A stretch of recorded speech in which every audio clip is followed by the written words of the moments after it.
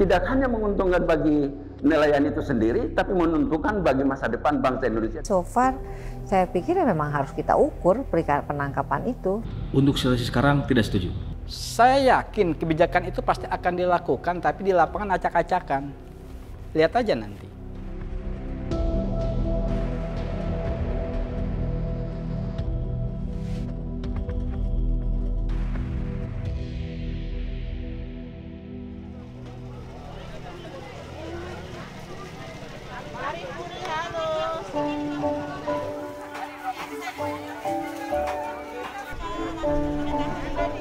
Sebagai negara kepulauan terbesar di dunia, Indonesia memiliki potensi besar dalam sektor maritim.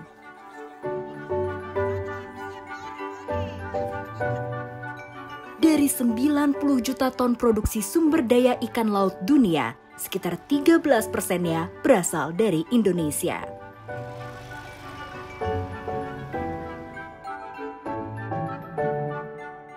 Populasi dunia diestimasikan akan meningkat lebih dari 30% di tahun 2050.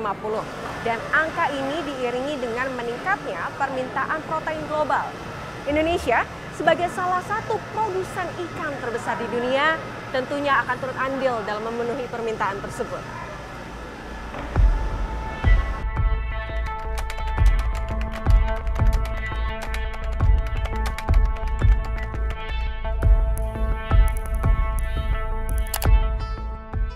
Namun, di tengah tingginya potensi ekspor, hasil perikanan tangkap di Indonesia justru menurun. Penyebabnya antara lain proses penangkapan ikan yang belum sesuai standar dan menurunnya jumlah ikan akibat penangkapan berlebih. Imbasnya, harga ikan tidak stabil serta terancamnya kesejahteraan nelayan.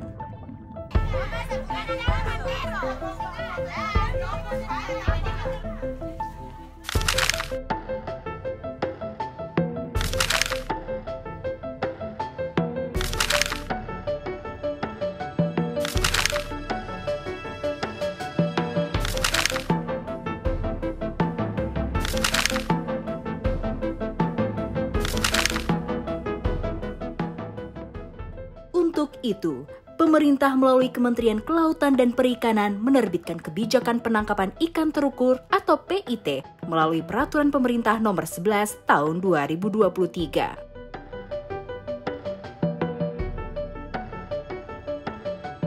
Kebijakan penangkapan ikan terukur bersama dengan kebijakan budidaya perikanan berkelanjutan ini termasuk ke dalam kerangka ekonomi biru, di mana bertujuan untuk menjaga kelestarian sumber daya ikan, untuk menjaga ekosistem laut, dan juga untuk mengurangi aktivitas penangkapan ikan yang tidak ramah. Tapi tidak hanya itu, kebijakan penangkapan ikan terukur ini juga bertujuan untuk meningkatkan kesejahteraan nelayan dan juga untuk meratakan ekonomi. Negara lain seperti Amerika Serikat, Kanada, dan juga Australia sudah lebih dulu mengimplementasikan kebijakan penangkapan ikan terukur.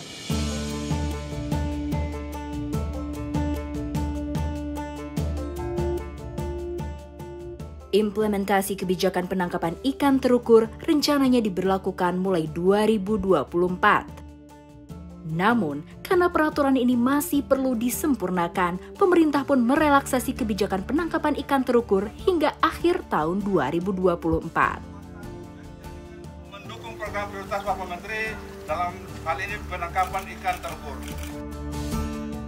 Launching modeling kerjasama bisnis hulu-hilir, perikanan tangkap dan penangkapan ikan terukur di Kota Tual dan Kabupaten Kepulauan Aru, Provinsi Maluku. Di tengah masa relaksasi pada tanggal 2 Juni 2024 lalu, Menteri Kelautan dan Perikanan Republik Indonesia Sakti Wahyu Trenggono melakukan uji coba penangkapan ikan terukur pada zona 3 wilayah pengelolaan perikanan Republik Indonesia 718. Area ini meliputi perairan Laut Aru, Laut Arafura, dan Laut Timor bagian timur. Selama masa uji coba, kapal nelayan industri dari pantai utara Jawa yang mencari ikan di perairan zona 3 dapat menjual hasil tangkapannya pada perusahaan pengelola ikan di zona tersebut. Untuk selanjutnya dikirim ke pasar lokal di Jawa dan sebagiannya untuk diekspor.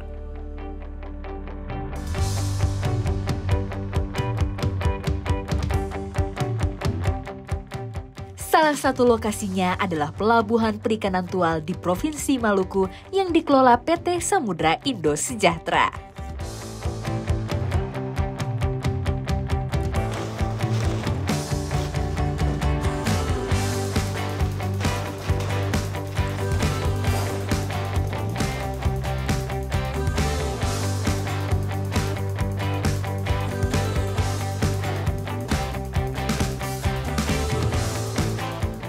Semua nelayan bisa masuk ke PT SIS.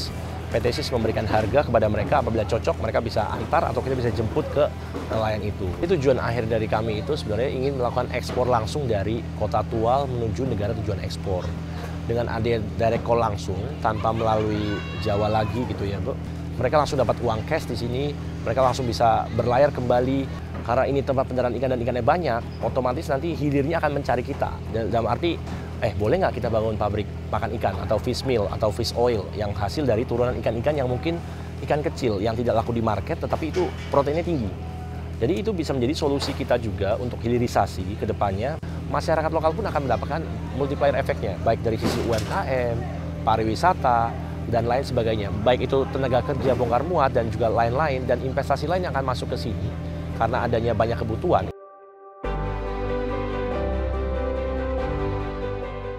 187 kapal nelayan asal Pati, Jawa Tengah dan Indramayu, Jawa Barat terlibat dalam tahap awal modeling penangkapan ikan terukur. Dan salah satunya adalah Kajidin.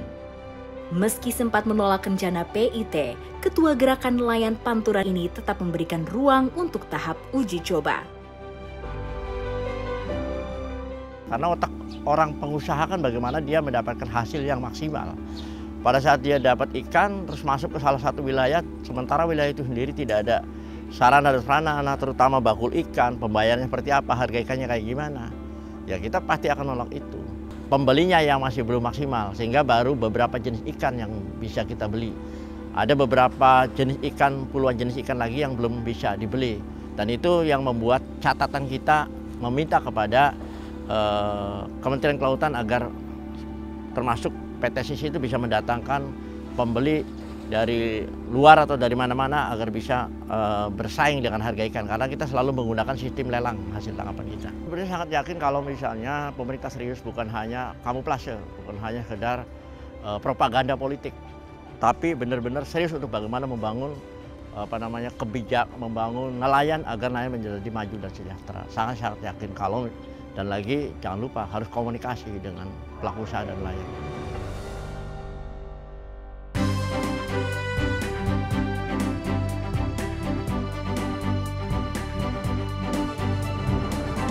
Sebaik apapun tujuan sebuah kebijakan, tentu memerlukan waktu untuk mencapai pemahaman publik. Dan dalam perjalanannya akan menemui konflik, perdebatan, perbedaan pendapat. Dan hal ini wajar saja terjadi. Untuk itu dalam masa relaksasi ini, Kementerian Kelautan dan Perikanan menciptakan ruang dialektika dengan mengundang beberapa narasumber dari berbagai latar belakang untuk memaparkan pendapat mereka, baik pro maupun kontra, terkait kebijakan penangkapan ikan terukur. Dan pernyataan-pernyataan ini akan direspon langsung oleh Kementerian Kelautan dan Perikanan.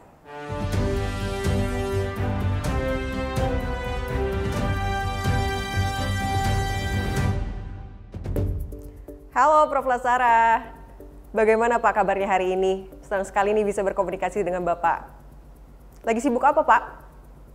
Selamat pagi, Alhamdulillah kabar saya baik, bekerja sebagai mana biasa.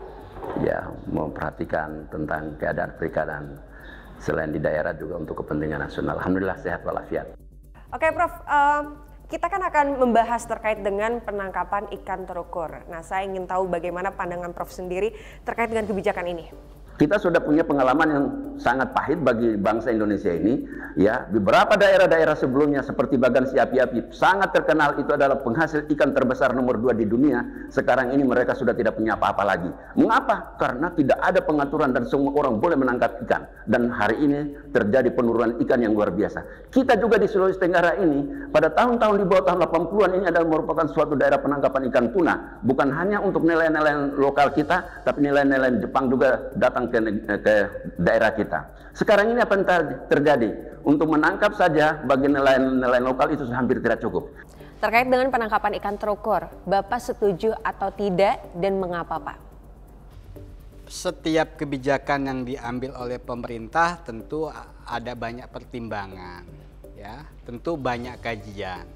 Kami setuju saja kalau itu memang untuk tujuan untuk nelayan menjadi baik. Tapi kami punya catatan walaupun itu setuju. Kalau ditanya setuju atau tidak setuju gitu ya, saya kembali bahwa penangkapan ikan terukur ya memang harus diukur gitu kan supaya tidak terjadi eksploitasi besar-besaran terhadap sumber daya ikan. Untuk situasi sekarang tidak setuju. Kenapa? Bahwa situasi sumber daya ikan kita itu sudah kuning dan merah, sudah fully dan overexploited. Nah, maka kebijakan penangkapan ikan terukur yang akan memberikan kuota besar kepada industri besar di Indonesia itu sebetulnya akan memperparah tingkat eksploitasi sumber daya ikan.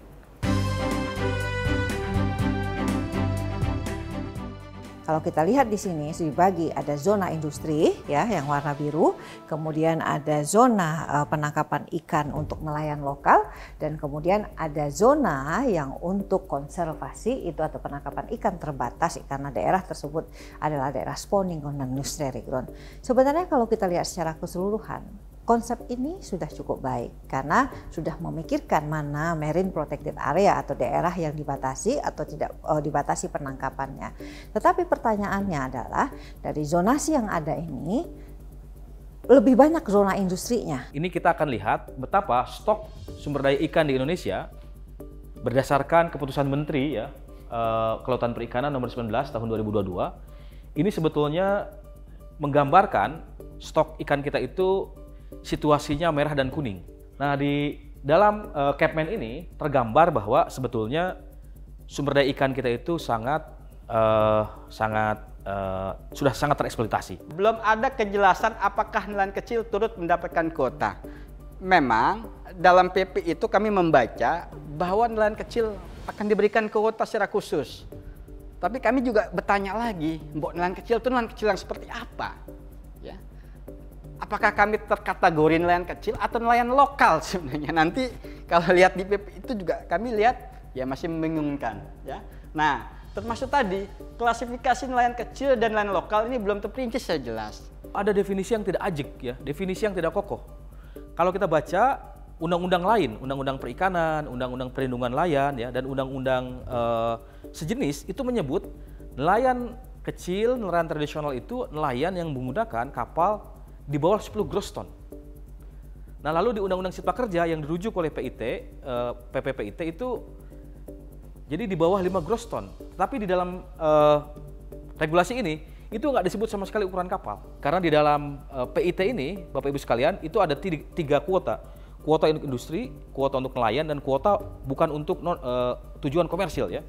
Nah, bayangkan nelayan-nelayan kita itu kemudian harus menempuh prosedur yang disamakan dengan industri dalam mendapatkan kuota. Sejauh yang saya tangkap bahwa memang konsep dari kebijakan penangkapan ikan terukur ini sangat baik.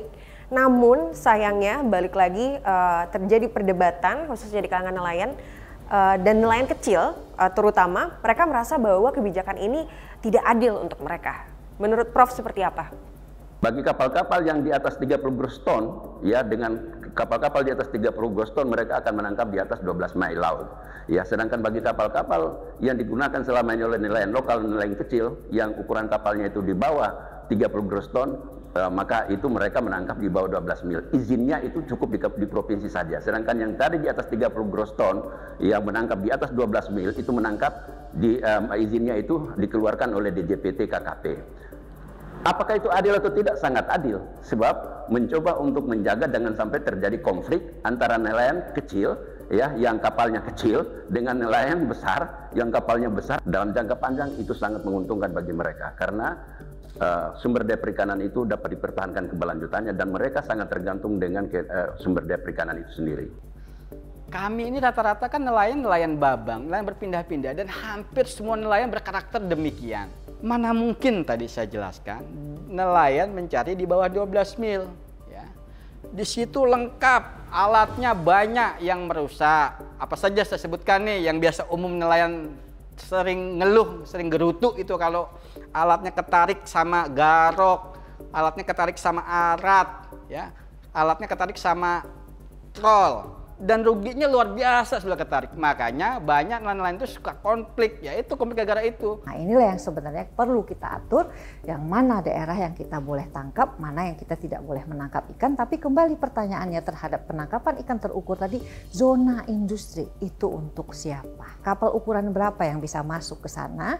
Dan kemudian memang kebijakan atau law enforcement-nya juga harus dibuat dengan sebaik-baiknya. Ini sebetulnya mengingatkan kita pada konsep HP3. Hak pengusahaan perairan pesisir yang ada di dalam Undang-Undang 27 2007 yang dulu kami diwalahi gugat ke Mahkamah Konstitusi dan MK memenangkan gugatan kita. Seluruh pasal-pasal HP3 yang jumlahnya 14 itu dibatalkan oleh Mahkamah Konstitusi karena bertentangan dengan Undang-Undang Dasar 45. Nah, jadi HP3 itu di dalam Undang-Undang 27 2007 itu dapat dialihkan, ya. Seperti tadi kuotanya perikanan terukur dari satu industri ke industri lain. Karena ini merujuk pada Undang-Undang Cipta Kerja, ini menghidupkan kembali peraturan-peraturan yang dulu dibatalkan oleh Mahkamah Konstitusi. Kalau memang misalnya pemerintah hanya semata-mata ingin mengejar atau meningkatkan PNBP dengan menerapkan penangkapan ikan terukur ini, menurut hemat hijau saya itu sudah menjadi kurang tepat. Karena sesungguhnya tools-tools tersebut, kuota, pajak, itu sebenarnya diterapkan untuk menjaga kelestarian sumber daya ikan, bukan malah sebaliknya. Ini beberapa pihak merasa bahwa PNBP ini hanya untuk mengejar pendapatan dibandingkan melestarikan sumber daya ikan. Menurut Prof seperti apa? Apakah benar? Selama ini penangkapan ikan dilakukan oleh nelayan-nelayan besar yang ada di Jakarta, tapi menangkap di Papua sana, di WPP 108. Nelayannya berasal dari Jakarta, dari Jawa. Sementara sumber daya yang ada di Papua. Tentu itu adalah merupakan suatu kerugian besar bagi wilayah Papua misalnya. Ini sebagai contoh. Dan itu secara adil itu tidak benar. Yang kedua, tenaga kerjanya, kalau umpamanya tadi kita dilaksanakan hanya berdasarkan aturan yang lama, maka tenaga kerja di Papua tidak akan pernah kebagian. Mengapa? Karena hasil tangkapan mereka setelah selesai menangkap ikan, mereka kembalikan ke Jakarta. Lantas daerah mendapat kontribusi apa dari hasil sumber daya yang mereka miliki? Ya, PNBP itu sangat bermanfaat sekali ya bagi masyarakat itu sendiri. Karena apa? Mereka memberikan kontribusi pasca tangkap, kemudian negara mengembalikan itu kepada masing-masing provinsi atau kabupaten. Tidak hanya menguntungkan bagi nelayan itu sendiri, tapi menentukan bagi masa depan bangsa Indonesia dalam rangka mempertahankan keberlanjutan sumber daya itu sendiri. PIT itu kalau bisa diurutkan dalam skala prioritas, dalam urutan keberapa? Pertama, yang paling tinggi prioritasnya adalah pemulihan sumber daya ikan. Yang kedua, memastikan tidak ada nelayan yang miskin. Ya. Nah, yang ketiga, ada perbaikan tata kelola perikanan kita. Ya. Nah, yang keempat, kalau tiga ini sudah terpenuhi, saya kira PIT pelan-pelan bisa didorong. Karena kalau kita belajar di negara lain, seperti di New Zealand, ya, di Kanada misalnya, itu kebijakan publik itu sebelum diluncurkan, sebelum diberlakukan, itu tiga hal ini paling tidak tahapannya udah dipenuhi. Kita kan ada dua tuh sebenarnya kalau di perikanan itu, ada effective fishing effort, ada nominal fishing effort. Jadi kalau effective fishing effort itu dipakai oleh biologis. Jadi satu lagi itu ada nominal fishing effort.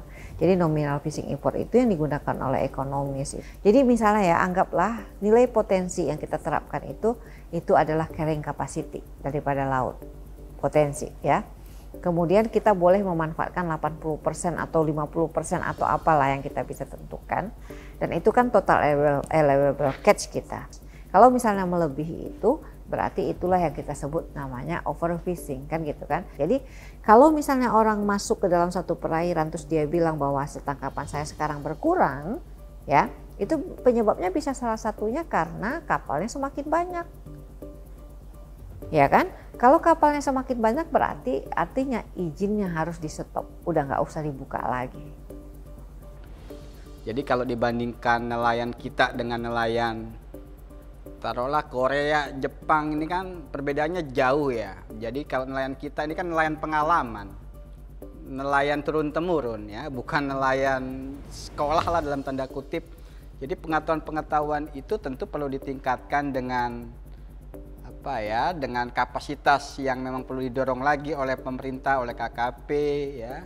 Bagaimana misalnya dari SD ya ditingkatkan kira-kira sampai SMA, anak-anak nelayan yang kemudian dilibatkan di perguruan tinggi. Saya kira itu juga poin-poin penting daripada memang hal-hal yang lebih jauh. Saya ingin sampaikan kepada Pak Menteri, mohon memang kebijakan ini memperhatikan tadi berkeadilan tadi itu. Jadi mohon diperhatikan juga bahwa kalau memang misalnya benar data yang kita keluarkan itu bahwa nelayan kita hampir 90% adalah nelayan tradisional, Pak Menteri harus pastikan itu siapa yang akan bisa masuk ke dalam zona industri itu gitu. Jadi saya sih berharap kita yang menikmati ya, kita yang di dalam negeri, dan kalau memang misalnya ada yang tidak, yang bersisa gitu ya boleh kita kasih ke asing gitu kan, tapi jangan asing yang didahulukan gitu. Ya tentu satu, desakannya ada pemulihan sumber daya ikan, ada evaluasi, ada blacklist terhadap, ada moratorium terhadap kapal-kapal besar yang selama ini misalnya terbukti dia markdown atau melakukan overfishing. Yang kedua, dipastikan bahwa ada peningkatan scaling up ya kapasitas nelayan di Indonesia begitu ya, yang saya kira itu penting. Yang ketiga, tata kelolanya dibenahi ya, sanksinya jangan sanksi administrasi tapi sanksi pidana. Yang keempat, pemerintah Indonesia dalam hal ini KKP harus punya komitmen percepatan akselerasi membuat kebijakan yang menetapkan kawasan pangan nelayan berkelanjutan di laut. Yang terakhir, yang kelima, Kementerian Kelautan Perikanan harus segera mendorong implementasi Undang-Undang 7 2016 tentang perlindungan dan pemberdayaan nelayan, pembudidaya ikan, dan petambak garam. Yakin atau tidak dengan kebijakan penangkapan ikan terukur? Saya yakin kebijakan itu pasti akan dilakukan, tapi di lapangan acak-acakan. Lihat aja nanti. Tapi Bapak yakin bisa kebijakan ini memang baik untuk keberlangsungan ekosistem? Oh iya. Kalau baik-baik, saya meyakini baik itu. Sekarang negara-negara lain itu kan sudah menetapkan itu, yang saya dengar, walaupun saya ini ya, misalnya tentang itu. Cuman gini Mbak Kak, saya dengar dari orang yang bekerja di luar negeri ya, penangkapan ikan, mereka itu disiplin. Oke, baik Prof. Jika kebijakan ini ingin diimplementasikan di seluruh wilayah perairan Indonesia, apa yang harus dibenahi? Faktor yang mempengaruhi PIT ini adalah satu, ketersediaan sumber daya manusia. Di dalamnya selain kita bicara jumlah, kita bicara tentang integritas. Ya, mereka semua harus peduli bagaimana PIT ini dilaksanakan. Yang kedua, kelengkapan sarana prasarana. Yang mana ini menurut saya tidak boleh hanya dibebankan kepada pemerintah pusat, tapi bagian daripada kekurangan sarana prasarana yang menunjang penangkapan ikan terukur ini juga bisa diambil alih sebagian oleh pemerintah daerah. Yang ketiga, karena ini kita ingin membangun bangsa Indonesia, maka tentu partisipasi dari pengusaha juga turut serta sangat dibutuhkan. Ya, seperti itu. Nah, faktor yang ketiga yang berkaitan dengan keberhasilan PIT ini adalah kejujuran dari semua orang melaporkan sumber daya ini. Jangan sampai mereka tidak jujur melaporkan hasil tangkapannya hanya karena menghindari PNBP. Akhirnya apa? Data yang masuk di lembaga-lembaga riset terutama di Komisi Nasional Pengkajian Sumber Daya Ikan itu bias. Yang akan rugi itu bukan pemerintah yang rugi, tapi nelayan itu sendiri akan rugi. Mengapa? Karena hasil tangkapan yang mereka peroleh itu kecil sekali jumlahnya dibandingkan dengan yang sesungguhnya. Kalau kita sudah berpihak kepada penangkapan ikan terukur ini, yang tadi tujuannya adalah untuk menyelamatkan sumber daya perikanan, dan itu adalah untuk menjaga keadaan sosial ekonomi masyarakat kita, maka saya kira insya Allah dia akan berhasil. Dalam keadaan sekarang ini, dia merupakan solusi yang tepat. Ya, tapi bukan satu-satunya. Kami juga sudah mengundang organisasi-organisasi nelayan lainnya, yang dimana beberapa diantaranya menyerukan penolakannya terhadap kebijakan penangkapan ikan terukur. Bahkan mereka sempat bertemu dengan Presiden Republik Indonesia Joko Widodo, yang hasil dari pertemuan tersebut adalah masuknya masa relaksasi untuk kebijakan ini. Namun sayangnya mereka belum berkenan untuk kami wawancarai. Selanjutnya kita akan mendengarkan penjelasan dari Kementerian Kelautan dan Perikanan terkait seberapa pentingnya implementasi dari kebijakan penangkapan ikan terukur. Saya akan berbincang dengan Bapak Ukon Ahmad Furkon selaku Direktur Perizinan dan Kenelayanan Direktorat Jenderal Perikanan Tangkap Kementerian Kelautan dan Perikanan di episode selanjutnya.